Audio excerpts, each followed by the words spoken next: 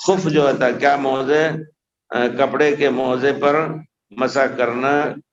کیسا ہے؟ آپ نے پہلے پوچھا کہ خف اور جورب میں جراب جو ہے یا خف میں کیا فرق ہے؟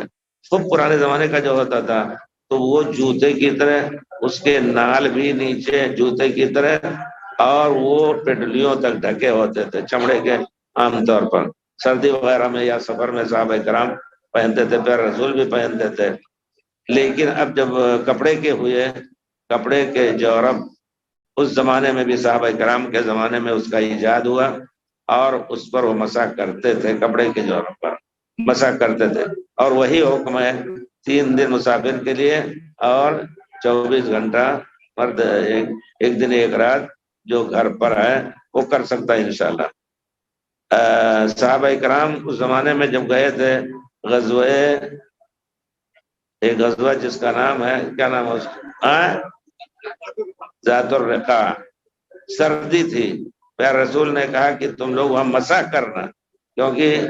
اگر دھوئیں سردی میں تو نقصان ہے، تو چتھڑے باندھے رہتے تھے لپیٹ رہے، یہ نہیں کہ وہ کوئی سلا سلایا اس طرح کا ان کے پاس تھا، کئی چتھڑے باندھ کر کے اس پر پیر پہ باندھے ہوتے تھے اور اس پر مسح کرتے تھے، رقاع نام ہی رکھا گیا۔ اس سے معلوم ہوتا ہے کہ کپڑے کے جس کو شراب یا جورب کہتے ہیں اس پہ آپ مسح کر سکتے ہیں انشاءاللہ۔